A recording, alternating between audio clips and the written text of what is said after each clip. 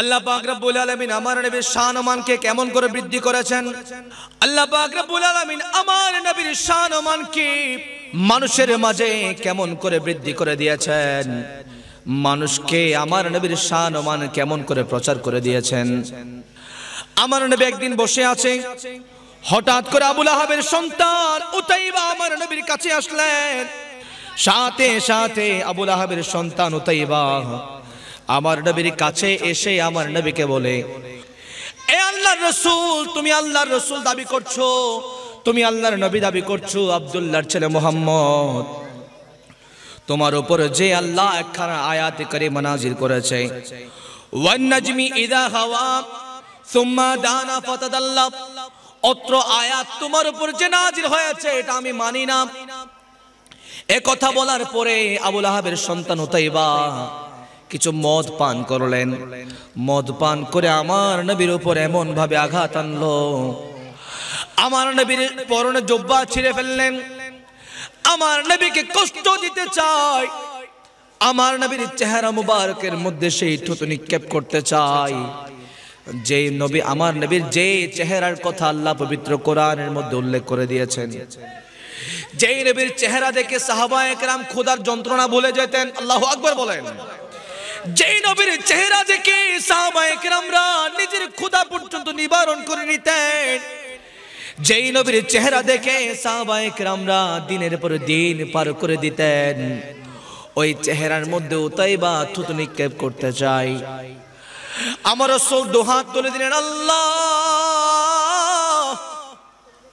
উতাইবা আমার উপর কুকুরের মতো আক্রমণ করলো, উতাইবা আমাকে কষ্ট দিয়েছে, আল্লাহ, আমার পরনে জুব্বা উতাইবা ছিঁড়ে টুকরো টুকরো করে ফেললো। ও আল্লাহ, উতাইবা আমাকে কষ্ট দিয়েছে, উতাইবা আমার চেহারার মধ্যে থুতু নিক্ষেপ করতে চেয়েছে। ও আল্লাহ, আপনার যত কুকুর সৃষ্টি করা আছে ওই সৃষ্টির মধ্যে হতে একটা কুকুর উতাইবার জন্য নিযুক্ত করে দেন। ফরিয়াদ করেছেন আমার রাসূল, কবুল করে নিয়েছেন একজন, তিনি কে? আরো জোরে বলতে হবে, তিনি কে? আমার রাসূল দোয়া করেছে, কবুল করেছে কে? আল্লাহ।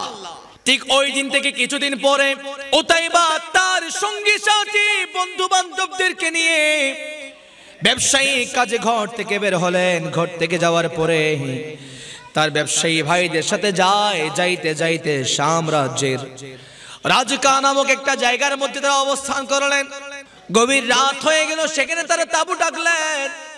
তাঁবু ডাকার পরে তারা সেখানে অবস্থান করবেন। খাওয়া দাওয়া কমপ্লিট করে ফেললেন, ব্যবসায়িক আলাপও তারা কমপ্লিট করে ফেললেন। এরপরে তারা শুয়ে যাবেন। আলাদা আলাদা তাঁবু আছে, যে তাঁবুর মধ্যে ওই আবু লাহাবের সন্তান উতাইবা আছে। ওই উতাইবার তাঁবুর চারপাশে দেখা যায় একখানা বিশাল বড় বাঘ, একটা বাঘ ঘুরপাক করতেছে। ঘোরাফেরা করে উতাইবা ভয় পেয়ে গেলেন।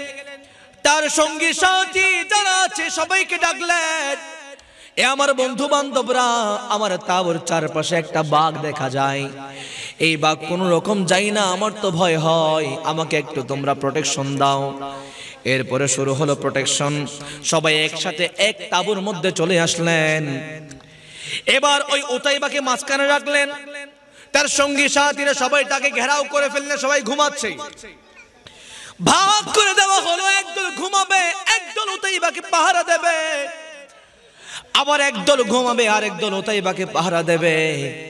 উতাইবা তার সঙ্গী সাথীকে বলছে, ও আমার সঙ্গী সাথী বন্ধু বান্ধবরা, তোমরা বুঝতে পারছো না, এই বাঘ আমার এই খাবে, এই বাঘ আমার উপর আক্রমণ করবে, এই বাঘ তোমাদের কাউরে খাবে না, তোমাদের কারো উপর আক্রমণ করবে না, এই বাঘ আমি উতাইবাকে খাবে। তখন সঙ্গী সাথীরা জিজ্ঞেস করলেন কি কারণ?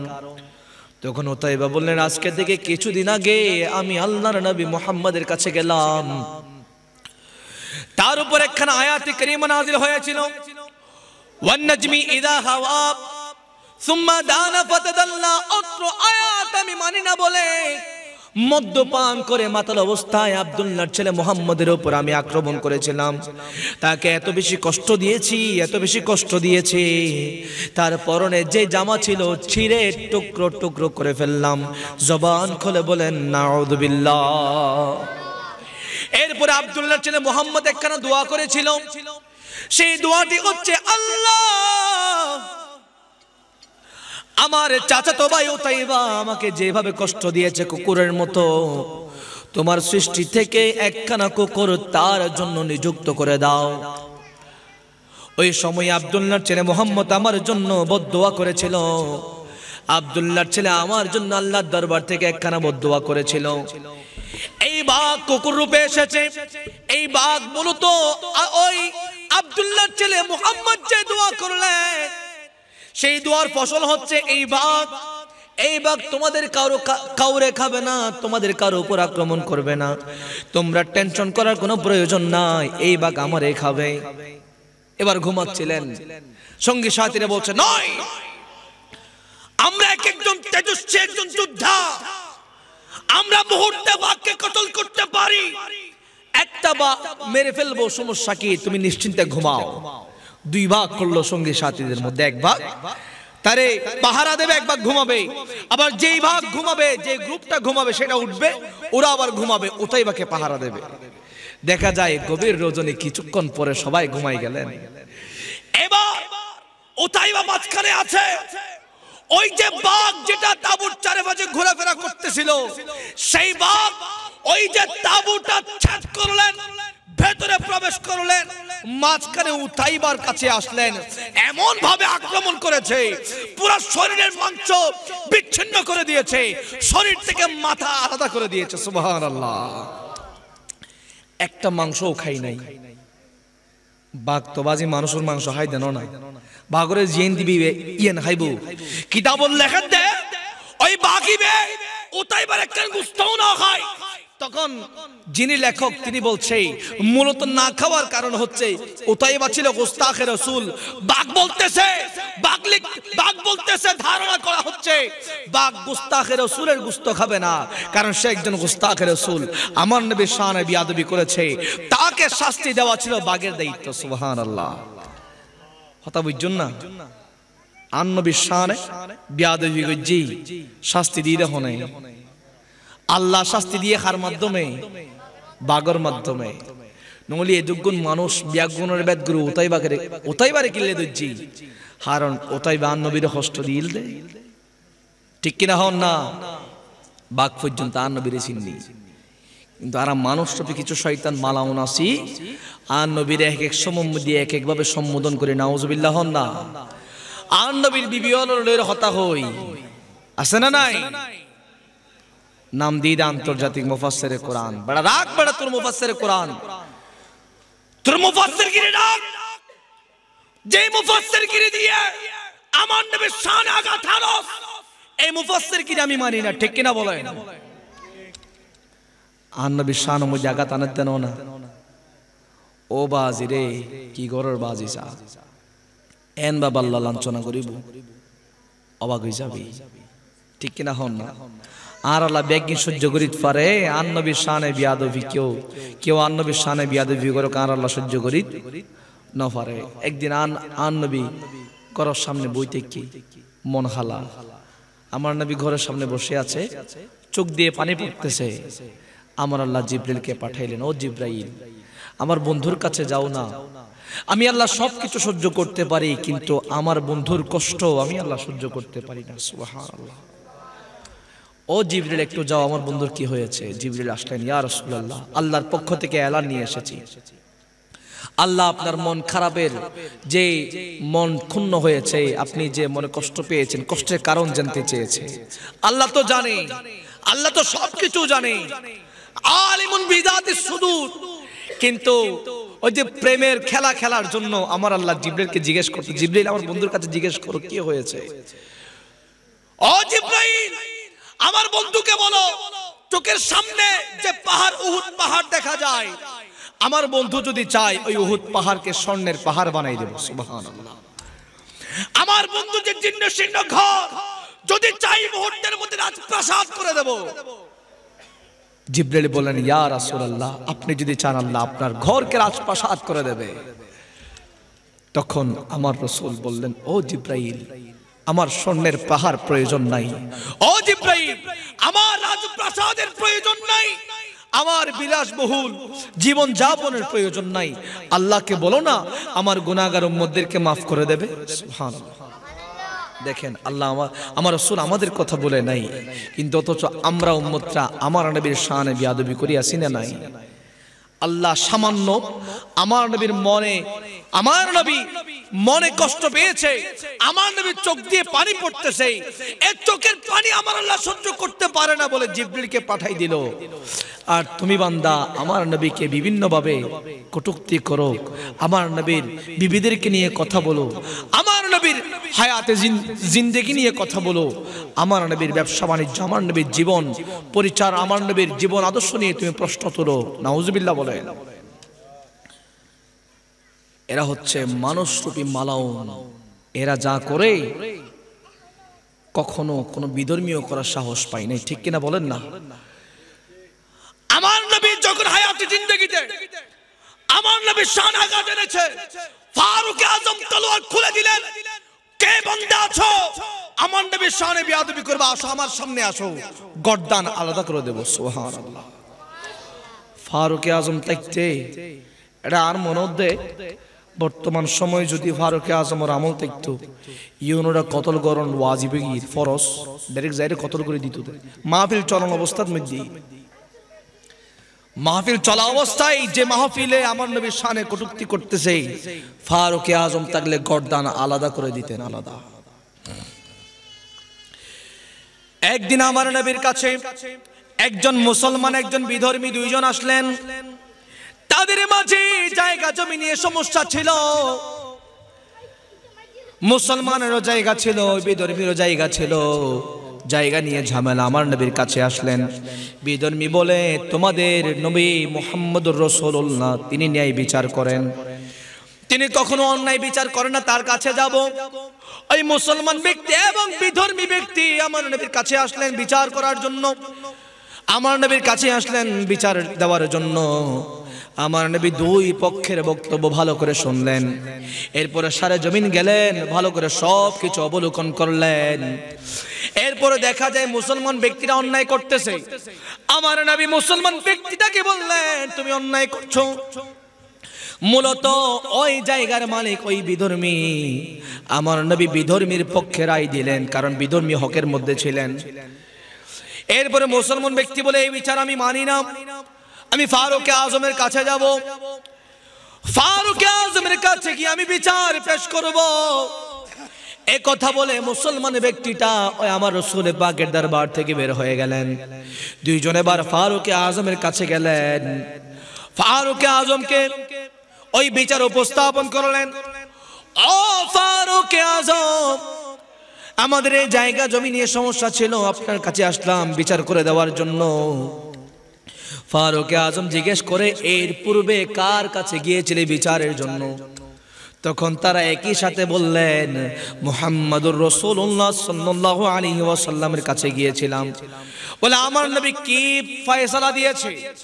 মুসলমান ব্যক্তিটা বলে, আমার নবী মুহাম্মদুর রাসূলুল্লাহ সাল্লাল্লাহু আলাইহি ওয়াসাল্লাম অন্যায় বিচার করলেন। আমি একজন মুসলমান হইও আমার নবী আমার পক্ষে রায় দেয় নাই, বিধর্মীর পক্ষে রায় দিয়েছে। কারণ আমার নবী তো সত্যের মাপকাঠি। সে বিধর্মী হোক বা মুসলমান হোক, বিচারের ক্ষেত্রে আমার নবীর চোখের মধ্যে সবাই সমান ছিল। মূলত বিধর্মী ব্যক্তিটা হকের মধ্যে ছিলেন, সেই জন্য আমার নবী বিধর্মীর পক্ষে রায় দিয়েছিলেন। ফারুক আজম বলছে, এর পূর্বে কার কাছে গিয়েছো? বলে, মুহাম্মদ রাসূলুল্লাহর কাছে গিয়েছি। বলে, বিচার কেমন হয়েছে? তখন মুসলমান ব্যক্তিটা বললেন, আমি মুসলমান হওয়ার পরেও আমার নবী আমার পক্ষে রায় দেয় নাই, বিধর্মীর পক্ষে রায় দিয়েছে।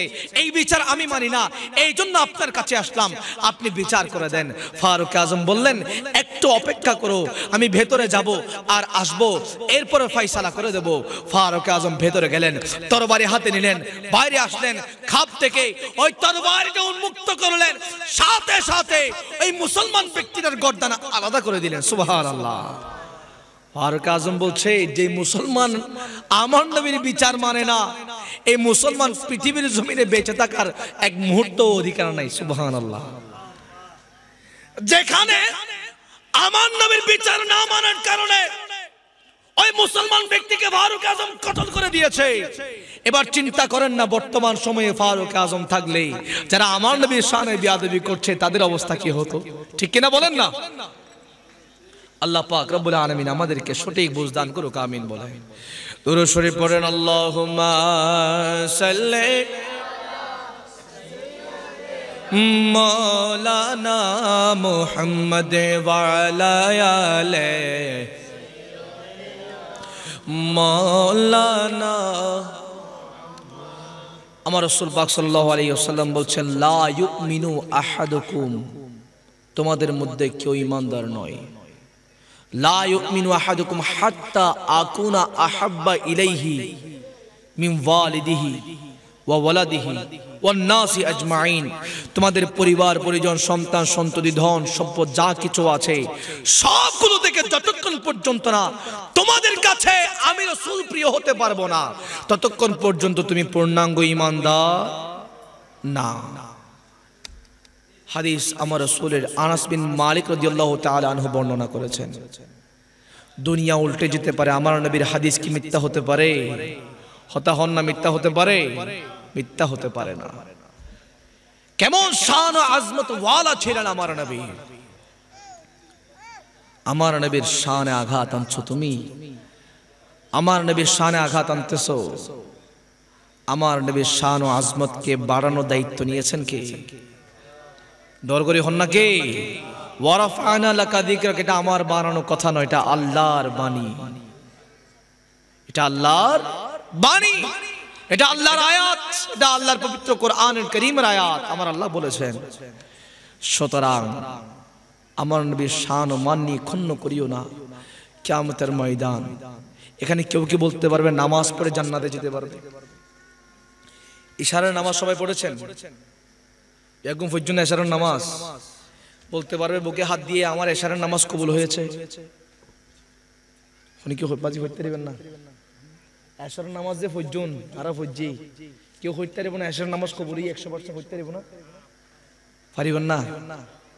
একটু বাস্তবতায় আসুন, কেউ বলতে পারবে? কিন্তু আল্লাহ আমাদের উপর ফরজ বিধান করেছেন, আমরা ফরজ আদায় করতেছি, কিন্তু কোন বান্দা বলতে পারবে না এই যে নাম রোজা রেখেছে 100% কবুল হয়েছে, কেউ বলতে পারবে না। কিয়ামতের ময়দানে সুন্নি মুসলমানের একটাই আল্লাহর দরবারে উপস্থাপন করার আমল থাকবে, সেটাই হচ্ছে আল্লাহ দুনিয়ার সব কিছুর বিনিময়ে আপনার রাসূলকে ভালোবেসেছে। সুবহানাল্লাহ। আল্লাহ রে, যে সময়ে ওই যে নামধারী মুসলমানরা আপনার নবীর শানে বেয়াদবি করেছিল, ওই কঠিন মুহূর্তে ওই ব্যক্তিদের বিরুদ্ধে কথা বলেছি, ওই যে গোস্তাখে রাসূলের বিরুদ্ধে কথা বলেছি। আল্লাহ রে, কোনো আমল নাই, রোজা করেছি করার মতো করতে পারি নাই, নামাজ পড়েছি পড়ার মতো পড়তে পারি নাই, যাকাত দিয়েছি দেওয়ার মতো দিতে পারি নাই। আল্লাহ রে, কিন্তু তোমার নবীকে মন থেকে ভালোবেসেছি। সুবহানাল্লাহ। আর কেন ডর করে হন না? সুবহানাল্লাহ। তোমার নবীকে মন থেকে ভালোবেসেছি, খোদা কি কসম। ওই যে মেরাজ, এই যে কয়েকদিন আগে মেরাজ শরীফ গিয়েছে না, ওই যে 26 দিবাগত রাত রজব মাসের মেরাজে গিয়েছেন। সুম্মা দানা ফাতাদাল্লা ফাকানা কাবা কাউসাইনি আও আদনা, আমার আল্লাহ এবং আমার নবীর মাঝখানে মাত্র 2 ধনুক পরিমাণ জায়গা ছিল। সুবহানাল্লাহ। যেখানে মুসা আলাইহিস সালাতু ওয়াস সালাম আল্লাহকে দেখতে চেয়েছিল, আল্লাহ বললেন আনতারানি, আমাকে দেখতে পারবে না, সেখানে আমার আল্লাহ আমার নবীকে দাওয়াত দিয়ে আরশে আজিমে নিয়ে গিয়েছে। সুবহানাল্লাহ। এবার আসেন, আরশে আজিমে নিয়ে গিয়েছে, আমার নবী এবং আমার আল্লাহর মাঝখানে মাত্র 2 ধনুক পরিমাণ জায়গা ছিল, 2 ধনুক পরিমাণ জায়গা ছিল। এর মাঝে আমার আল্লাহ পাক রব্বুল আলামিন আমার নবীকে বলছে, ও হাবিব, আপনি আজকে আমার আজকে আজিমের মেহমান হয়েছেন, এবার বলেন না আমি আপনাকে উপহার দিতে চাই, আমি আপনাকে খুশি করতে চাই, আপনাকে গিফট দিতে চাই, কি নিলে আপনি খুশি হবেন? তখন আমার নবী বলতেছে, ও বারি তাআলা, ও বারি তাআলা, ও বারি তাআলা, আমি আপনাকে দেখতেছি, আমার কোনো উপহারের প্রয়োজন নাই, কোনো উপহারের প্রয়োজন নাই, একটু বলেন না আমার গুনাহগার উম্মতদেরকে মাফ করে দেবেন। সুবহানাল্লাহ। যেখানে মাহবুব হাবিব একদম মাঝখানে কোনো পর্দা আর নাই, ৭০,০০০ পর্দা ছিঁড়ে আমার নবী আমার আল্লাহর কাছে গিয়েছে, মাঝখানে আর কোনো পর্দা নাই, ডাইরেক্ট হাবিব এবং মাহবুব দেখছে একজন আরেকজনকে, সেখানেও আমার নবী আমাদের কথা বলে নেই। সুবহানাল্লাহ। এবার আমার আল্লাহ বলছে, ঠিক আছে আমি আপনার আরজি কবুল করে নিলাম, শর্ত একটাই, খেয়াল করতে লাগবেন না, শর্ত একটাই, সেটার নাম হচ্ছে হুব্বে মুস্তাফা। সুবহানাল্লাহ। ও হাবিব, আমি আপনার উম্মতদেরকে maaf করে দেব, শর্ত একটাই, কিয়ামতের ময়দানে একটা জিনিস আমি আল্লাহ বেশি দেখব, সেটা হচ্ছে অন্তরে হুব্বে মুস্তাফা আছে কিনা। সুবহানাল্লাহ। আন নবীর সুপারিশ ছাড়াও জান্নাত যেতে পারবেন না, জান্নাত তালাও তো নকুলিও, আন নবী যতক্ষণ পর্যন্ত জান্নাত ন যাইবো, হর নবী রাসূল, হর নবী রাসূল, নবী রাসূলের উম্মত জান্নাত যাইতে পারিব। আর তুই মানদা হইতে রে গুদান নবী সুপারিশ করিন না পারে, নাউজুবিল্লাহ। কিয়ামতের ময়দান সংগঠিত হবে, দেখা যাবে সকল নবী রাসূলের উম্মতেরা এবং সকল নবী রাসূলরা ওই কিয়ামতের ময়দানে অপেক্ষা করবে। আমার আল্লাহ পাক রব্বুল আলামিন মাকামে মাহমুদ সুন্দর করে সাজাই রাখবেন, মাকামে মাহমুদ রেডি করে রাখবেন, মাঝখানে একখানা লাল গালিচা বিছিয়ে দেওয়া হবে। আমার নবী কখন আসবেন, প্রধান অতিথি কখন আসবেন, সেটার অপেক্ষা সবাই করবে। করতে করতে দেখা যাবে কিছুক্ষণ পরে আমার নবী, আর ওই কিছুক্ষণ পরে দেখা যাবে আমার নবী ময়দানে মেহশরের মধ্যে প্রবেশ করবেন। সুবহানাল্লাহ। সকল নবী রাসূল এবং নবী রাসূলের উম্মতেরা আমার নবীর দিকে তাকাবেন, দেখা যাবে মাঝখানে একখানা লাল গালিচা বিছিয়ে দেওয়া হবে। ওই ময়দানে মেহশরের মাঝখানে সুন্দর একটা রাস্তা হয়ে যাবে, আমার নবী সেখানে আসবেন। জুলফি মুবারক বাবরি কাটা চুল নেড়ে নেড়ে যখন আসবেন, আশিক বলছে ওই ময়দানে মেহশরে আরো একটা মোহাব্বতের ময়দান হয়ে যাবে। সুবহানাল্লাহ। अरे हशर का दिन भी अजब देखने वाला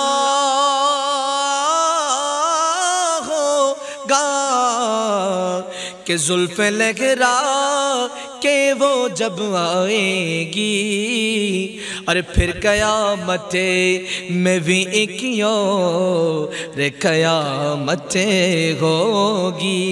सलातुनिया সালামুনিয়া।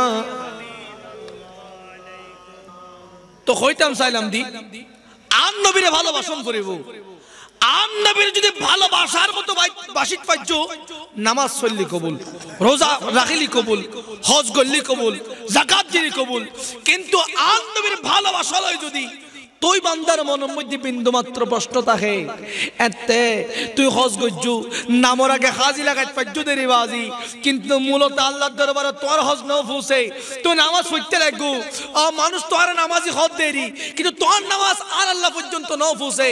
ও তুই দান গজ্জু, তোর নামর আগে দান নবীর হইয়ে দেরি, কিন্তু আন নবীর ভালোবাসা যেতে নাই, একটা তোর দানিন আর আল্লাহ পর্যন্ত ন ফুসে। ঠিক কিনা হন না? আর হতাক কানা খরা হইলিও হতা সত্য, ঠিক কিনা হন না? কথা সত্য, সর্বমূলে আমার নবীর ভালোবাসাকে প্রাধান্য দিতে হবে। সাহাবায়ে কিরামরা নিজের জান কুরবান করতে প্রস্তুত ছিলেন, বিনিময়ে আমার নবীর ভালোবাসা চেয়েছেন। সুবহানাল্লাহ বলেন। আমার নবীর একজন সাহাবী অত্যন্ত কালো ছিলেন, অত্যন্ত কালো একজন সাহাবী ছিলেন। আমার নবীর একজন সাহাবী যার নাম ছিল হযরত বিলাল হাবশী। সুবহানাল্লাহ। আজকে ডর কই হন না? সুবহানাল্লাহ। এই বিলাল হাবশী আমার নবীকে কেমন ভালোবেসেছে, আমার নবীকে ভালোবাসার কারণে ওই কুৎসিত বিলাল হাবশী আজকে ইসলামের ইতিহাসের মধ্যে অনেক নামি দামি মানুষ হিসেবে পরিচিত। কথা বলেন ঠিক কিনা? এই বিলালে হাবশিকে মানুষ স্মরণ করে একমাত্র আমার নবীকে ভালোবাসার কারণে।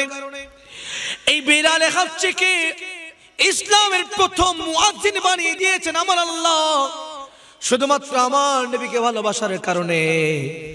এই বিলালে হাবশি দুনিয়ার জমিনে জান্নাতের যে সার্টিফিকেট পেয়েছে আমার নবীকে ভালোবাসার কারণে। ঠিক কিনা বলে? হুদাইবিয়া সন্ধির সময় কুরাইশ এবং আমার নবীর মাঝে একখানা চুক্তি হচ্ছিল, নাম ছিল হুদাইবিয়ার সন্ধি, যেটা পবিত্র কোরআনের মধ্যে ফাতহুম মুবিন হিসেবে পরিচিত। ওই হুদাইবিয়ার সন্ধির সময় আমার নবীর একজন সাহাবী উরওয়া বিন মাসউদ, তিনি তখন ইসলাম ধর্ম গ্রহণ করে নাই। উরওয়া বিন মাসউদ কুরাইশদের পক্ষ হয়ে আমার নবীর কাছে আসতেছে। আমার নবীর কাছে আসতেছে দেখা যায় আমার নবী রাসূলুল্লাহ সাল্লাল্লাহু আলাইহি ওয়াসাল্লামকে মাঝখানে রেখে সাহাবায়ে কেরামরা বেষ্টনী দিয়ে আছে। আমার নবী ওযু বানাচ্ছিলেন, সাহাবায়ে কেরামরা আমার নবীর সেই ওযুর পানিগুলো নেওয়ার জন্য প্রতিযোগিতা শুরু করে দেয়। সুবহানাল্লাহ। উরওয়া বিন দূর থেকে লক্ষ্য করছে আমার নবী ওযু বানাচ্ছিলেন, সাহাবায়ে কেরামরা ওযুর পানিগুলো সংগ্রহ করতেছে। আমার নবী থুতু ফেলতেছে, সাহাবায়ে কেরামরা থুতুগুলো জমিনে পড়তে দেয় না। আমার নবীর শরীর মোবারক থেকে ঘাম পড়তেছে, সাহাবায়ে কেরামরা ঘাম পড়তে দেয় না। জিজ্ঞেস করা হলো, ও সাহাবায়ে কেরামরা নবী যে ওযু করছে ওযুর পানি দিয়ে তোমরা কি করো? তখন তারা বলে, আমরা যে অসুস্থ হলে ডাক্তারের বাড়িতে যাব, ডাক্তার দেখাবো, ডাক্তার দিয়ে চিকিৎসা করব, সেই ধন সম্পদ আমাদের নাই, সেই টাকা পয়সা আমাদের নাই। নবী মুহাম্মদুর রাসূলুল্লাহ সাল্লাল্লাহু আলাইহি ওয়াসাল্লাম যখন ওযু করে ওযুর পানিগুলো আমরা সংগ্রহে রাখি, যখন আমরা অসুস্থ হই পানিগুলো পান করি, আল্লাহ পাক রব্বুল আলামিন আমাদেরকে শিফা দিয়ে দেয়। সুবহানাল্লাহ। আকা ডর করি হন না সুবহানাল্লাহ। এরপরে জিজ্ঞেস করা হলো, ও সাহাবায়ে কেরামরা নবীর থুতু মোবারক দিয়ে তোমরা কি করো? বলে, আমাদের কোনো স্পেশাল ক্রিম নাই মুখে মাখার জন্য। আমার নবী যখন থুতু ফেলে থুতু মোবারকগুলো আমরা সংগ্রহ করি, মুখের মধ্যে যখন মালিশ করি আমাদের চেহারা নূরানি হয়ে যায়। সুবহানাল্লাহ। এবার জিজ্ঞেস করা হলো, ও সাহাবায়ে কেরামরা তোমরা আমার নবীর ঘাম মোবারক দিয়ে কি করো? তখন তারা বলে, সুগন্ধি ব্যবহার করব, আতর শরীরের মধ্যে লাগাবো। সেই ক্ষমতা আমাদের নাই, সেই ক্যাপাসিটি আমাদের নাই, সেই সামর্থ্য আমাদের নাই। আমরা অত্যন্ত গরিব। আমার নবীর ঘাম মোবারক আমরা সংগ্রহ করে শিশির মধ্যে রাখি, যখন শরীরের মধ্যে ঘাম মোবারকগুলো মাখি আমাদের শরীরটা মেশকাম্বরের চেয়ে বেশি খুশবু হয়ে যায়। সুবহানাল্লাহ। আরে সাহাবীরা আতর বানাই ওই নবীজির ঘাম, সাহাবীরা আতর বানাই, কেন বলুন না? সাহাবীরা আতর বানাই।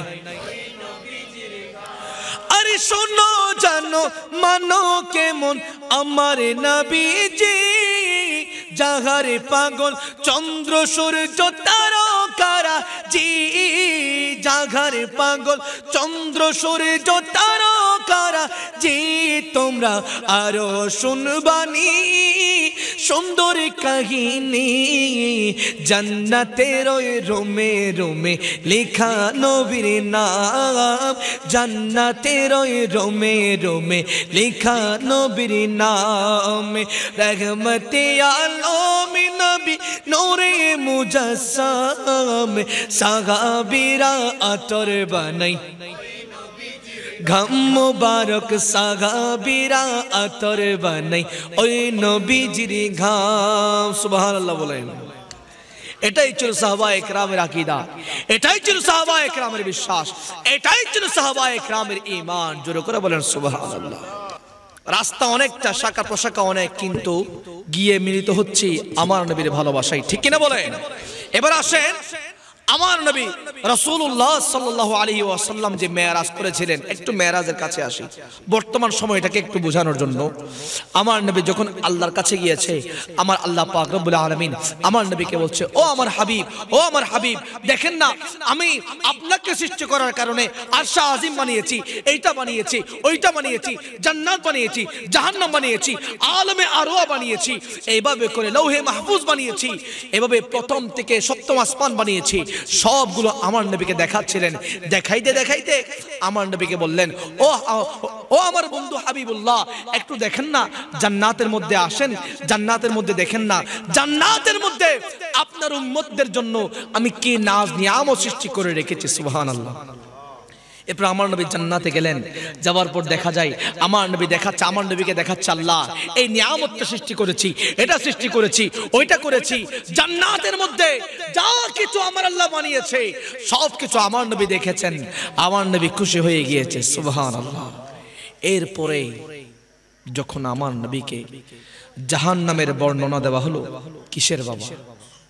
আমার নবীকে যখন জাহান্নামের বর্ণনা দেওয়া হলো, জাহান্নামের মধ্যে শাস্তি কেমন আছে, কারা জাহান্নামে বেশি, তখন আমার নবী দেখতে পারলেন জাহান্নামের মধ্যে সবচেয়ে বেশি ছিল বেপরদা গুনাহগার নারীরা।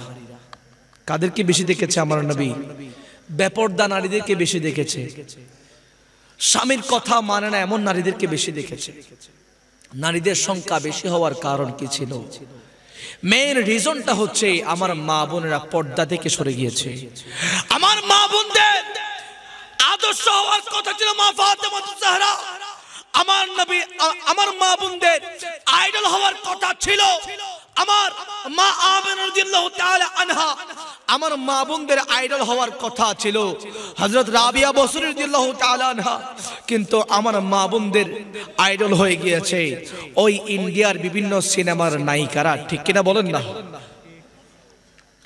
হন যাই রকম আর মা বোনের হন মারিব বা গেল দিবে তাহলে নহইতে লাগুন হন নাকি রাতে ভাত নদী বদন হইতে লাগুন। হক কথা হম পড়িব। ঠিক কিনা হন না? আরা যদি নশুদ্রাই তৈরি ভবিষ্যৎ অন্ধকার। ঠিক কিনা হন না? মা জাহান্নামের মধ্যে নারীদেরকে বেশি দেখার কারণ কি ছিল? আমার মা বোনরা পর্দা থেকে সরে গিয়েছে। পর্দা কি নফল না? ওর কিচ্ছর বাসিলে পর্দা নফল না? ওয়াজিব না? পর্দা কি ফরজ? হন না? পর্দা কি ফরজ? ফরজ বিধান আপনি লঙ্ঘন করেছেন, আপনার আমল নামার মধ্যে গুনাহ যাচ্ছে, গুনাহ যাচ্ছে, গুনাহ যাচ্ছে। সর্বোপরি আপনি মারা যাওয়ার পরে জাহান্নামের আগুন ছাড়া আপনার জন্য আর কিছুই নাই। কথা বলেন ঠিক কিনা? আমার নবী জাহান্নামের মধ্যে মহিলা দেখেছে। আরেকটা কারণ কি? আমার মা বোনেরা স্বামীদেরকে মানে না। ঠিক কিনা বলেন না? আমার নবীর কাছে একজন সাহাবা আসলো, ইয়া রাসূলুল্লাহ, ইয়া হাবিবাল্লাহ, আমি আপনাকে ভালোবাসি, আপনার কদমে আমার জান কুরবান, আপনার কদমে আমার প্রাণ কুরবান, আমার মা বাবার জান কুরবান। ইয়া রাসূলুল্লাহ, আমি আপনাকে ভালোবাসি, আমার আপনাকে একটু সাজদা করতে মন চাচ্ছে। সুবহানাল্লাহ। তখন আমার নবী বললেন, ও আমার সাহাবী, দুনিয়ার জমিনে কোনো বান্দাকে সাজদা করতে পারবে না। যদি সাজদা করার হুকুম থাকতো তাহলে আমি রাসূল বলতাম সর্বপ্রথম স্ত্রী যেন তার স্বামীকে সাজদা করে। সুবহানাল্লাহ। অথচ আমার মা বোনরা স্বামীকে শাসন করে, আছে না নাই? স্বামীদেরকে কষ্ট দেয়, স্বামীর কথা মানে না, স্বামীকে তুচ্ছ তাচ্ছিল্য করে। আপনার জানা থাকতে হবে আপনার স্বামী যদি আপনার উপর নারাজ হয়ে যায়, আল্লাহও নারাজ। ঠিক কিনা বলেন? আপনার জানা থাকতে হবে আপনার স্বামী যদি আপনার উপর বিরক্ত হয়ে যায়, আপনি হজ করলেও কবুল হবে। নখামাতন আর মা বোন যাই হন মারিব নহরে নাকি রাতে বাদ ন দিব? হক কথা বলতে হবে, জানতে হবে। আমার মা বোনরা আমার কথা শুনছেন, মনোযোগ দিয়ে শোনেন। কিয়ামতের ময়দানে আপনার সব হিসাব নিকাশ হয়ে গিয়েছে, একটা জায়গায় আপনি আটকে যাবেন। আপনার স্বামীকে ডাকা হবে, স্বামী থেকে জিজ্ঞেস করা হবে, ও স্বামী, ও অমুক মহিলার স্বামী, এই মহিলা সম্পর্কে তোমার ধারণা কি? ইনি তোমার দুনিয়ার জমিনে স্ত্রী ছিল? তখন আপনার স্বামী যদি বলে, এ আমার স্ত্রী ছিল কিন্তু আমাকে কষ্ট দিয়েছে, স্ত্রী ছিল কিন্তু আমাকে ঠিক মতো তাজিম করে নাই, আমাকে সম্মান দেয় নাই, সবসময় ঝগড়াঝাটি করত, যার কারণে আমি তার উপর বেশি বিরক্ত ছিলাম, তখন আপনার হিসাব নিকাশ এতক্ষণ যেটা হয়েছে সেটা আবার ক্যান্সেল হয়ে যাবে। ঠিক কিনা বলেন না? আরে আপনি অবাক হয়ে যাবেন, অবাক হয়ে যাবেন কেমন করে স্বামীকে তাজিম করতে হয়, শিক্ষা দিয়েছেন আমার মা আয়েশা সিদ্দিকা রাদিয়াল্লাহু তাআলা আনহা। আমার নবীর জবান থেকে বের করতে দেরি মা আয়েশা সিদ্দিকা করতে দেরি করে নাই। সুবহানাল্লাহ বলেন। কষ্ট পাচ্ছেন আপনারা? একখানা রাওয়ায়াত আছে, একখানা রাওয়ায়াত আছে, কিতাবের মধ্যে আছে, হুন্না লিবাসুল লাকুম ওয়া আনতুম লিবাসুল লাহুন্না। স্বামী এবং স্ত্রী একজন অপরের পরিপূরক, একজন আরেকজনের লেবাস স্বরূপ। অর্থাৎ আপনাকে আপনি যে একসাথে থাকবেন, স্বামী স্ত্রী যে তিনবার কবুল বলে ইসলামের ছায়া তলে এসেছেন, শুধুমাত্র স্বামী স্ত্রী এভাবে আপনার জীবন যাপন করবেন সেটা নয়। ইসলামের মধ্যে একটা রুলস আমার আল্লাহ সৃষ্টি করে দিয়েছেন। সুবহানাল্লাহ। স্ত্রী স্বামীকে তাজিম করবে, সম্মান করবে, স্বামী স্ত্রীকে মহব্বত করবে, ভালোবাসার বন্ধন থাকবে, একেবারে মরণের আগ পর্যন্ত দুজন মুদ্রার এ পিঠ আর ও পিঠ হিসেবে থাকতে হবে। এটা আমার আদেশ নয়, আমার রাসূল বলেছেন। সুবহানাল্লাহ।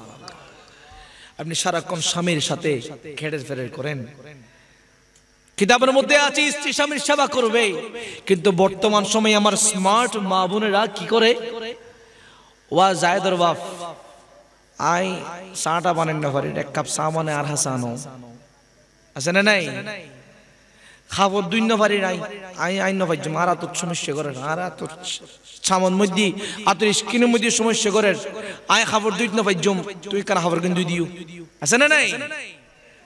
কথা একটু করা হলেও সত্য, বর্তমান সময়ে কথা বলছি।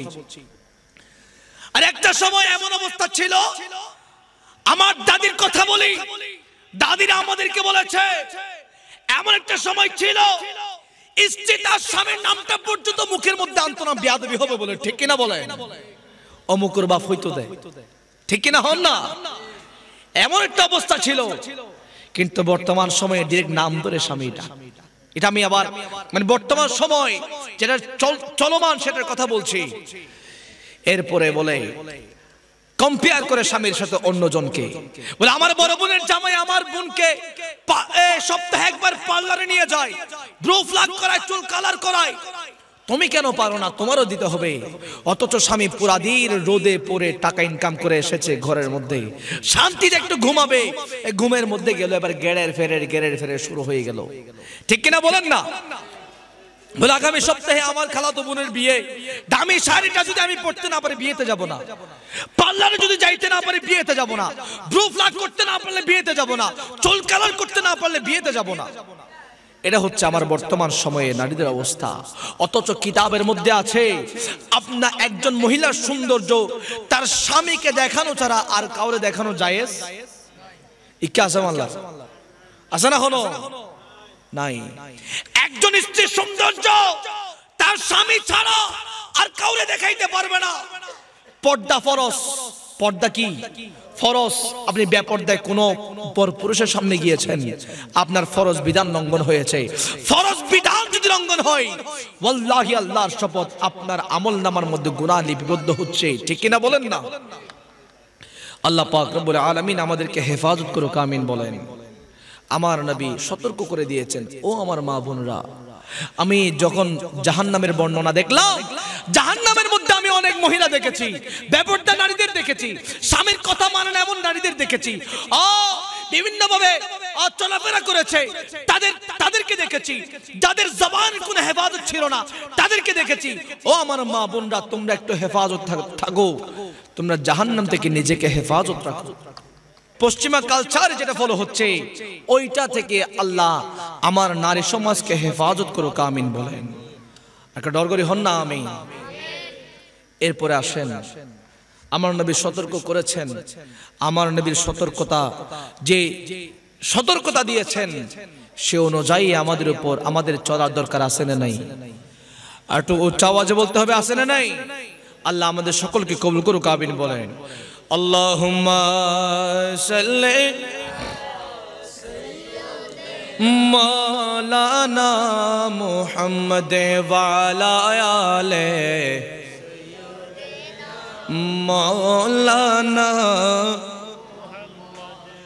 এখানে একটা বিষয় না বললে নয়, বিশেষ করে যার নামে এই সংগঠন, যার নামে আজকের এই ফাতিহা জানার দরকার আছে না নাই? আপনারা শুধুমাত্র খাজা মুঈনুদ্দিন চিশতি সঞ্জিরি আজমিরি হিসেবে জানেন, বিশাল বড় মুহূর্ত আছে না নাই? পীরের দরবারে গেলেন, মুরিদ হলেন। পীর হযরত উসমান হারুনী রাদিয়াল্লাহু তাআলা আনহু আমার খাজা আজমিরিকে নিয়ে আমার নবীর দরবারে গেলেন। সুবহানাল্লাহ। মক্কা শরীফের মধ্যে গেলেন উসমান হারুনী, তার মুরিদ আমার খাজা আজমিরিকে নিয়ে মক্কা শরীফ গেলেন, হজ পালন করলেন। এরপরে আমার নবীর দরবারে আসলেন মদিনা শরীফের মধ্যে, মসজিদে নববীর বারান্দায় দাঁড়িয়ে আছেন। এমন সময় আমার নবীর রওজিয়া থার থেকে ওই মদিনা শরীফের মসজিদ নববীর আমার নবীর রওজা মুবারকের যিনি খাদেম আছে, খাদেমকে ডেকে আমার নবীর রওজা মুবারক থেকে বললেন, ও আমার খাদেম, ও মসজিদ নববীর খাদেম, আমার মসজিদ নববীর সামনে যত আশিকরা আছে, আমার যত উম্মতেরা আছে, ওইখান থেকে মুঈনুদ্দিন নামে একজন ব্যক্তি এসেছে, তাকে বলো আমি রাসূল ডেকেছি। সুবহানাল্লাহ।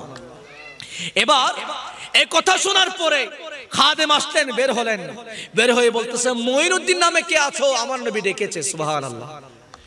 এরপর অনেক মুঈনুদ্দিন দাঁড়িয়ে গেলেন, হাই হাই হাই, নবী ডেকেছে, রওজা মুবারক থেকে নবী ডেকেছে, কোন মুঈনুদ্দিন হতে পারে? অনেক মুঈনুদ্দিন দাঁড়িয়ে গেলেন। এবার ওই খাদেম আবার ভেতর আসলেন, ইয়া রাসূলুল্লাহ, আপনি মুঈনুদ্দিনের কথা বললেন, এখানে তো অনেক মুঈনুদ্দিন দাঁড়িয়ে গেলেন। আমার নবী রওজা মুবারক থেকে বলছে, মুঈনুদ্দিন সঞ্জিরি সানজার শহর থেকে যে মুঈনুদ্দিন এসেছে তাকে বলে আমি রাসূল ডেকেছি। সুবহানাল্লাহ। এরপরে আসলেন, বলে মুঈনুদ্দিন সঞ্জিরি কে আছো? আমার নবী ডেকেছে। এবার আমার মুঈনুদ্দিন চিশতি আজমিরি সঞ্জিরি আসলেন, আমার নবীর সাথে মোলাকাত হলো, রওজা মুবারকের মধ্যে আছে। এখান থেকে বোঝা যায় আমার নবী রওজা মুবারকে জিন্দা। কথা বলেন ঠিক কিনা? এরপরে আমার নবী কথা বলছে, আমার নবীর সাথে খাজা আজমিরির মোলাকাত হচ্ছে, কথাবার্তা হচ্ছে। আমার নবী খাজা আজমিরিকে বলছে, ও মুঈনুদ্দিন, হিন্দুস্তানের জমিনে যাও, হিন্দুস্তানের জমিনের মধ্যে এমন একজন বান্দা নাই যে কিনা আল্লাহর কথা বলবে, আল্লাহর ওয়াহদানিয়তের কথা বলবে। এমন একজন বান্দা নাই যে কিনা আমি রাসূলের রিসালাতের কথা বলবে। ও মুঈনুদ্দিন, হিন্দুস্তানের জমিনে চলে যাও, আল্লাহর ওয়াহদানিয়তের প্রচার করো, রাসূলের রিসালাতের প্রচার করো। জোরে করে বলো সুবহানাল্লাহ।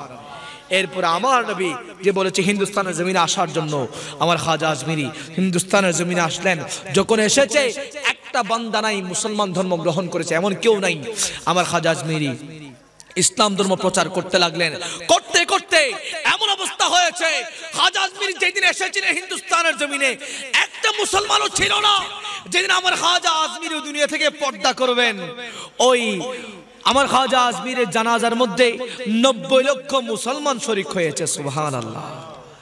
এটা আমার খাজা আজমিরের কারামত। সুবহানাল্লাহ বলেন। খাজা আজমিরের দরবারে গিয়েছে, খালি হাতে ফিরে এসেছে, কোন নজির নাই। হন না ইবা আতায়ে রাসূল, ইবে গরিবে নওয়াজ, গরিবওয়ালার বাদশা হন না। সোনার মতো সাইজ জানলেই দিত পারে, বিশ্বাস আছে না নাই? নখামত ননত নাই ফাল্লার, বিশ্বাস আছে না নাই? একবার মনোত্তর নিয়ত করি হন, আয় খাজা আজমিরের দরবারে যাই, ওয়াল্লাহি আল্লাহ গায়বী ভাবে ব্যবস্থা করে দিবে। সুবহানাল্লাহ। বিশ্বাস আছে না নাই? সংগঠন গুজন অনেক বায়ল আসন, বোধ বায়লে এই সংগঠন ইয়েন গরিয়র বোধ মজা পাই, বোধ ফল পাই দে, নজির আছে না নাই? বোধ কিছু গোপন তাই যাই, যদিও বা প্রকাশ নগরে, কিন্তু ফল পাই আছে না নাই? আজি এই উর্কিশ্বর জমিনের মধ্যে যার খাজা আজমিরের নাম লই আর ভাই হলো সুযোগ করে দিয়ে দেন না, আর খাজা আজমিরের নাম লই আর খাজা আজমিরি মাজার শরীফ ওনার দে বিশ্বাস আছে না নাই? দরগরি হন না, আছে না নাই? গোলাম দেখে দে আছে না নাই? বিশ্বাস আছে না? আছে।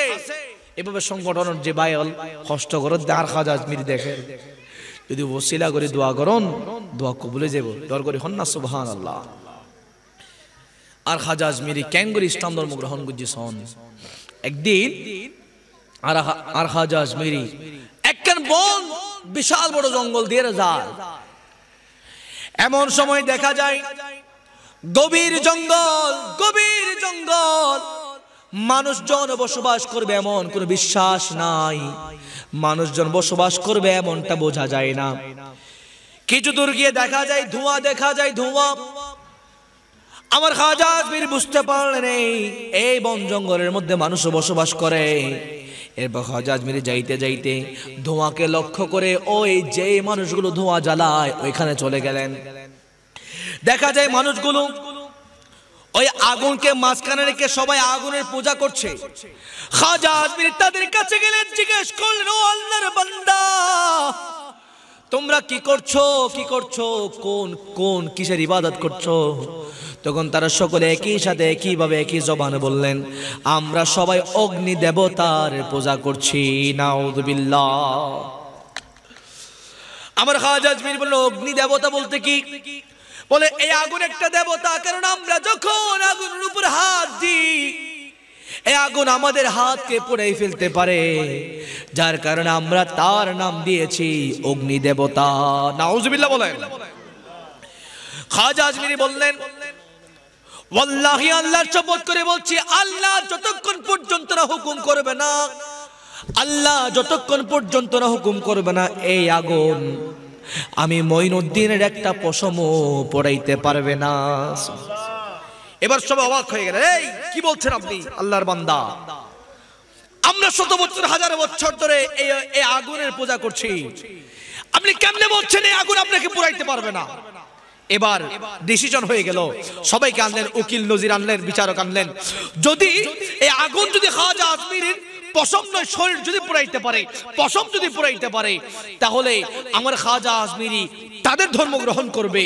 আর আমার খাজা আজমিরের পশম যদি এই আগুন পুরাইতে না পারে, তাহলে ওই যে বান্দারা আছে সবাই আমার খাজা আজমিরি যেই ধর্মের অনুসারী সেই ধর্ম গ্রহণ করবে। সুবহানাল্লাহ। বিচার কার্য শুরু হয়ে গেল। বিশাল বড় আগুন 1 মাস ধরে চলমান। আমার খাজা আজমিরি বলছে, আমি যাইতে হবে না, আমি এখনো আগুনে যাব না। আমার খাজা আজমিরের পরনে খরম মুবারক ছিলেন, অর্থাৎ জুতো মুবারক ছিলেন, বলে আমার জুতো নিক্ষেপ করব।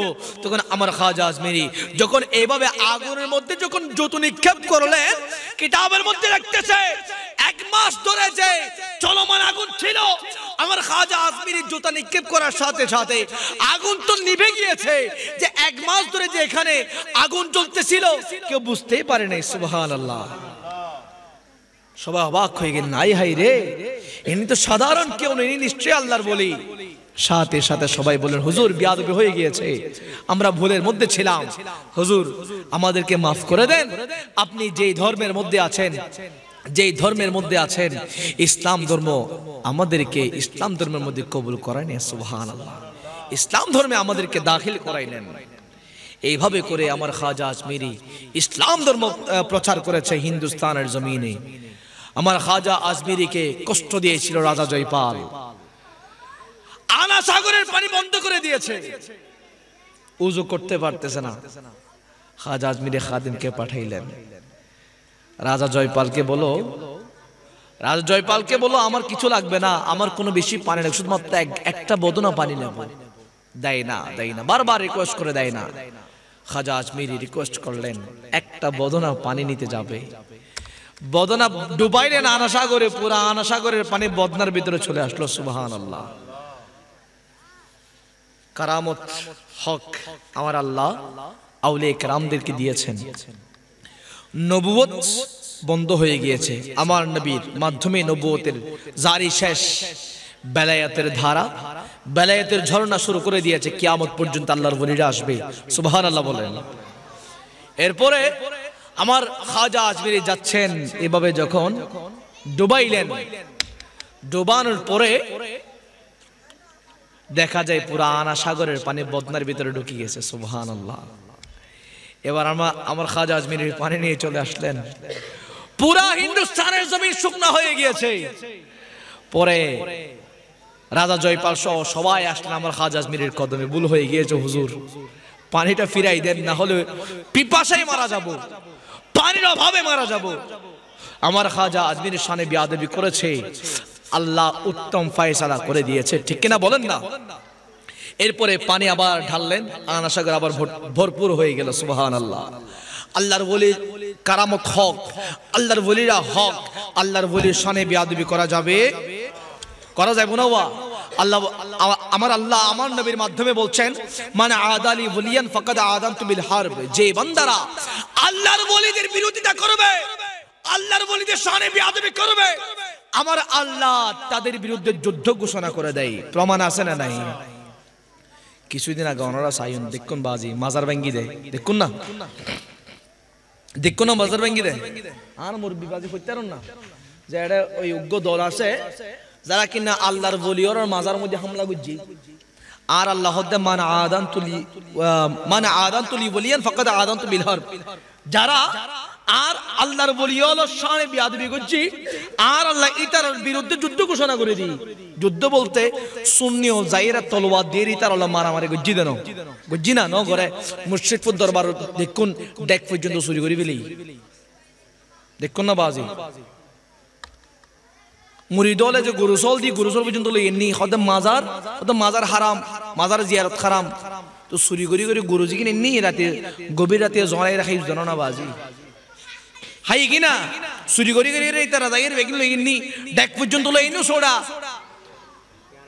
মসজিদের ইমাম সাহেব হতে মসজিদের মধ্যে এসি দি বান্দার নামাজ পড়িব সুন্দর করে এয়ার কন্ডিশনের মধ্যে ইতারা এসি পর্যন্ত খুলি ফেলে আর চাইছে খান্দির কিছু করিবেন নাই। তো আর আল্লাহ দেয় সুপরি তাক আজ যে যুদ্ধ ঘোষণা করছে যুদ্ধই যুদ্ধর মতো এবু ওনারা দেখুন দুই গ্রুপে মারামারি করছি, দেখুন না বাজি দুই গ্রুপে মারামারি করে 20 জন মতো মারা গিয়ে এটা কি হন শুনি আসিল না? দুই গ্রুপের মধ্যে হন শুনি আসিল না? এই তারাই যারা করছে মারামারি, এই তারাই যারা করছে গরিয়ের এক গ্রুপ আর গ্রুপরা মারি ফেলি মারিয়ার 20 জন পর্যন্ত মারা গিয়ে ইবেন না বলতে আর আল্লাহ যুদ্ধ ঠিক কিনা হন না? আর আল্লাহ আয় বান্দা অলরে দি দি মানে আর আল্লাহ কুদরতি আর দি ডিরেক্ট দে না মাধ্যম দে দে ঠিক কিনা হন না?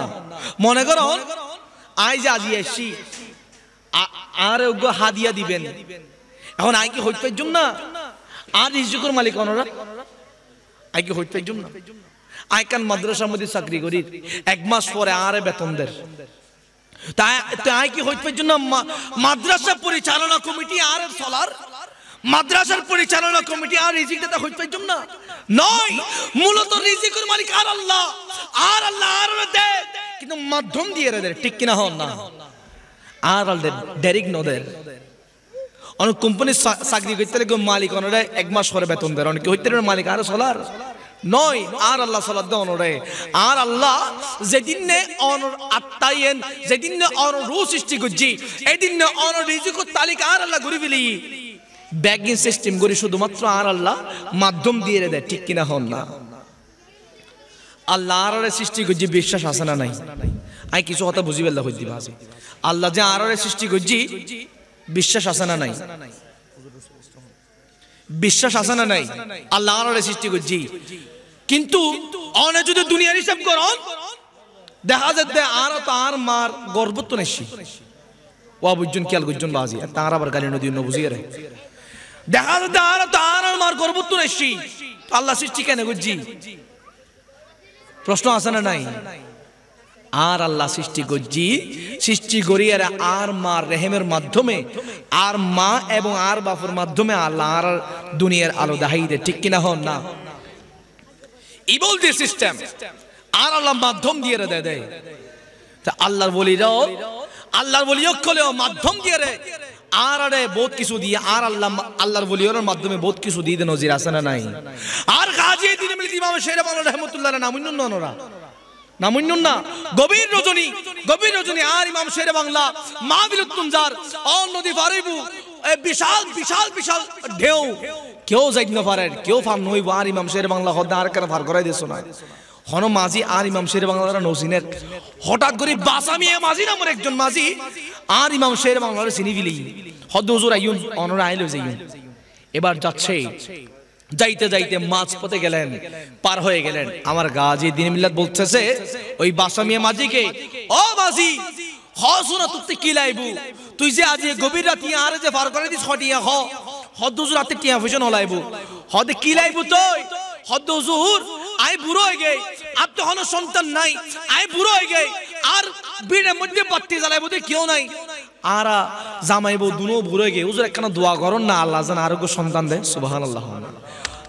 আর ইমাম শেরে বাংলা হদ দেয় ও বাসামি মাঝি তুই তো বড় চালাক, তুই মানুষ চিনি বলে ইউস হতে যা আগামী বছর তোর ঘর মধ্যে সন্তান আইব নাম রাখিবি দি নঈমুদ্দিন। সুবহানাল্লাহ। আর ইমাম শের বাংলা দিয়ে দেন না নঈমুদ্দিন আল কাদেরী রে, নঈমুদ্দিন আল কাদেরী আর বাজ ধরে চিনুন না বাজি, নঈমুদ্দিন আল কাদেরী রে চিনুন না, দুনিয়ার তুন পর্দা গজি নঈমুদ্দিন আল কাদেরী ওয়াজ কালাম গুচ্ছু এবার ইমাম শের বাংলা রোহানি সন্তান। সুবহানাল্লাহ। অদে বাসামিয়া মাজি দল আগামী বছর তোর ঘরের মধ্যে সন্তান আইব নাম রাখিবি দি নঈমুদ্দিন। ঠিক দেখা যাবে ওই বাসামিয়া মাজির ঘরের মধ্যে এই দিন নতুন এক বছর পরে অজ্ঞ সন্তান আসছে, সাথে সাথে আর গাজী দিনে মিল্লাতের দরবারত গিয়ে গই হুজুর আল্লাহ শপথ করে হইদি আয় অনর হতেই বিশ্বাস করছিলাম, আয় আউলে কেরামর শান বিশ্বাস করি, অনর জবান বিশ্বাস করছিলাম আল্লাহ আর আজি পুত্র সন্তান দিয়ে হুজুর অনর হাসাইন নি নামগান রাহি দিয়ান দর করি হন্না। সুবহানাল্লাহ। এ নঈমুদ্দিন আল কাদেরী এবারে আমার ব্যাগুন সিনন বড় মারাত্মক বেশি সুন্দর করে ওয়াজ করতো, কারবালা শান যেতে হইতো মানুষ চোখ দিয়ে পানি পড়তো ডর করে হন্না। সুবহানাল্লাহ। আরে বাসামিয়া আরে জি জানাই শেরে বাংলার কাছে, আরে পুত্র সন্তান চাই গো আমি সুন্নিয়তের কাজে, আরে পুত্র সন্তান চাই গো আমি সুন্নিয়তের কাজে, নঈমুদ্দিন কাদেরী দিলেন শেরে বাংলা, নঈমুদ্দিন কাদেরী দিলেন শেরে বাংলা, অসাধ্য সাধন করলেন শেরে বাংলা, বেলায়তের প্রমাণ দিলেন শেরে বাংলা, আরে মাইকে বাজালেন গেগে তিনি ইয়াসিন আউলিয়া, অসাধ্য সাধন করলেন শেরে, আয় গাই বেলায়তের প্রমাণ দিলেন, সালাতুন ইয়া রাসূল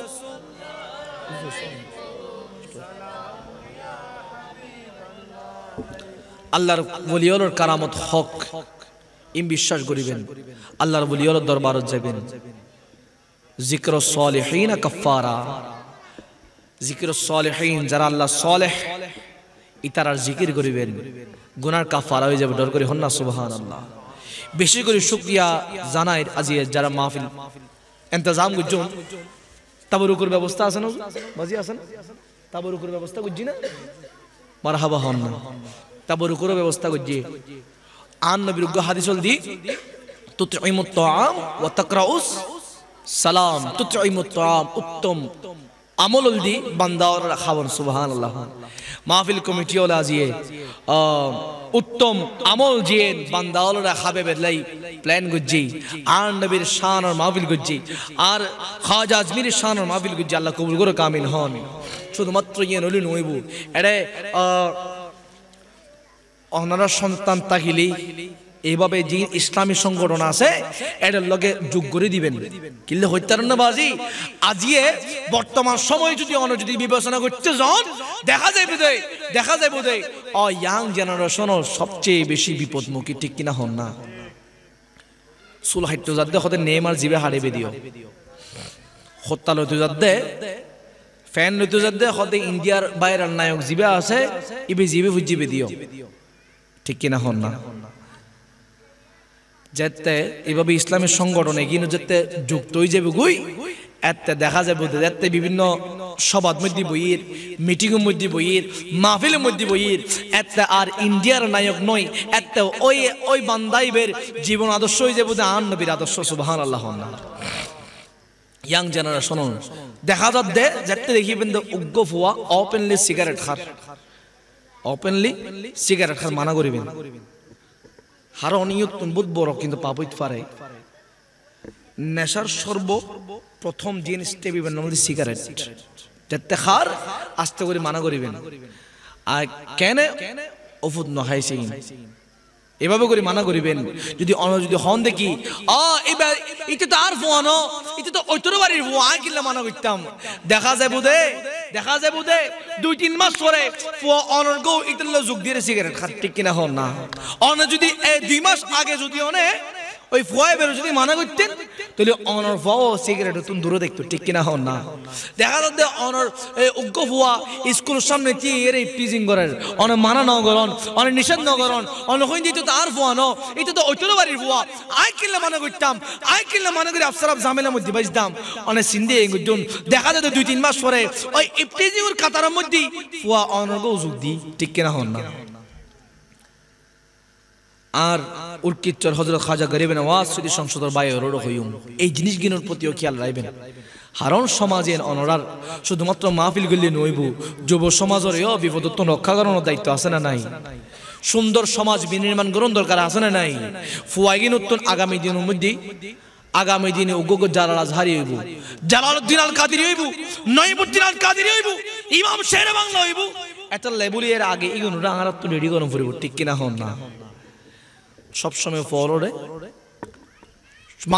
মাদ্রাসা পড়লি নৈতিক শিখি মাদ্রাসার মধ্যে পড়লি ইয়া ইসলাম শিখিব ইয়া নয় স্কুলের মধ্যে পড়লিও ইসলাম শিখন যায় ঠিক কিনা হন না বহুত বড় বড় স্কুলের প্রফেসর ইসলাম গবেষণা করে ইসলামিক গবেষক আছে না নাই তো ইতারারে শিক্ষা দিবেন ইসলাম সম্পর্কে হইবেন মা বাবার প্রতি ভালোবাসা সম্পর্কে হইবেন এই ওস্তাদরের তাজিম সম্পর্কে হইবেন মুরব্বী সম্পর্কে মুরব্বীর সম্মান সম্পর্কে হইবেন এখন আর সম্মান বাড়ি গই সম্মান একদম গই আর ওস্তাদরে দিলি গাড়ির তো নামি যাই এক পাশে যাই গই এখন এর নাই এখন ওস্তাদ দেইরি ফল হতে সিগারেট টানার দো বাড়ি যাই ঠিক কিনা হন না কেউ মানা করলে দেই বেড়া চুপ তোর বাপের টেঁ দেখাই না আছে না নাই একবার মানা করছেন দুইবার মানা করছেন এরপরে হদ দেই ইতারা ইতারা যে খাবিলি আছে না নাই এগুলো করা যাবে না আল্লাহ আমাদেরকে এগুলো থেকে হেফাজত করুক আমিন বলেন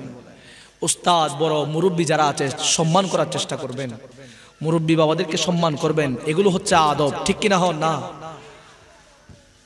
যেতে অনেজেতে মুরব্বীর প্রতি উত্তম আচরণ দেখাইবেন মুরব্বীর প্রতি ভালোবাসা দেখাইবেন সমাজের মধ্যে তোমার একটা নাম ডাক্তার ঠিক কিনা হন হয়তো অমুকুর হইবে বরবালা ঠিক কিনা হন না এই নদীর নিজের নাম সর্বোপরি হইম দেয় একটা রিকোয়েস্ট আমার যুবক ভাইরা পায়ে পড়ি অত্যন্ত নিজের জীবনটাকে সুন্দর করার জন্য নিজেকে এখন থেকে গোছাই নেন পাপ কাজ থেকে হেফাজত থাকেন একজন আরেকজনকে হিংসা করা থেকে হেফাজত থাকেন হাসাদ থেকে হেফাজত থাকেন চুগলখুরি থেকে হেফাজত থাকেন মা বাবাকে অবাধ্য করা থেকে হেফাজত থাকেন জোরে করে বলেন সুবহানাল্লাহ আমার ইমাম গাজ্জালী রাহমাতুল্লাহ আলাইহি বলছেন হযরত মূসা আলাইহিস সালাতু ওয়াস সালামের আমলে মূসা আলাইহিস সালাম দেখতেছে আল্লাহ পাক রব্বুল আলামিনের আরশের নিচে একজন ব্যক্তিকে ছায়া দিয়েছে সুবহানাল্লাহ মূসা আলাইহিস সালাম বলছে ও বারি তাআলা এই বান্দার কি এমন আমল যেটা দিয়ে আপনি আপনার আরশে আজিমের নিচে তাকে ছায়া দিয়েছেন তখন আমার আল্লাহ পাক রব্বুল আলামিন বলছে এই বান্দার তিনটা আমল ছিল কয়টা তিনটা প্রথম নাম্বার হচ্ছে এই বান্দা কখনো কোনো সময় মানুষকে হিংসা করে নাই সুবহানাল্লাহ দুই নাম্বার হচ্ছে এই বান্দা কখনো চুগলখুরি করে নাই একজনের কথা আরেকজনকে লাগাই নাই একজনের কথা আরেকজনকে লাগিয়ে ঝগড়া বিভেদ বাজাই নাই একজনের কথা আরেকজনকে লাগিয়ে মানুষে ঝগড়া বিভেদ করে নাই একজনের কথা শুনে সেটাকে বিকৃত করে আরেক পরিবার গিয়ে ঝগড়া লাগাই দেয় নাই এরপর তিন নাম্বার হচ্ছে এই বান্দা কখনো মা বাবার অবাধ্য হয় নাই সুবহানাল্লাহ আমার রাসূল পাক সাল্লাল্লাহু তাআলা আলাইহি ওয়াসাল্লাম একদিন সাহাবাদের দরস দিচ্ছিলেন এমন সময় দেখা যায় একজন বৃদ্ধ মহিলা আমার নবীর কাছে আসতেছে আস্তে একেবারে কাছে আসলেন আমার নবীর পরনে একখানা গায়ের মধ্যে একখানা চাদর ছিল সেই চাদর আরবের জমিনের মধ্যে বিছিয়ে দিলেন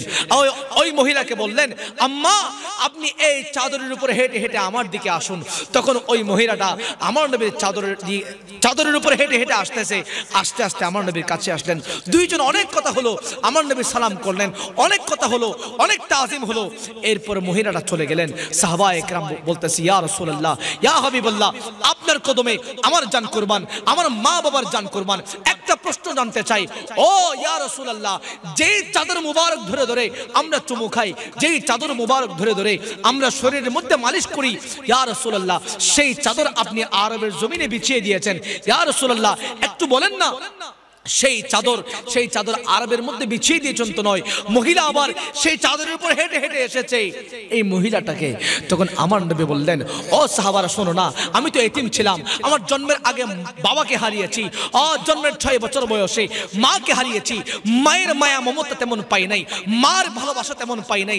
ইনি হচ্ছেন আমার দুধমা হালিমাতুস সাদিয়া, যে দুধমা হালিমাতুস সাদিয়া আমাকে দুধ পান করিয়েছিলেন ছোটবেলায়, যখন আমি একদম শিশু মোহাম্মদ ছিলাম তখন আমাকে দুধ পান করিয়েছিলেন। ইনি হচ্ছেন আমার দুধমা হালিমাতুস সাদিয়া। জোরে করে বলেন সুবহানাল্লাহ।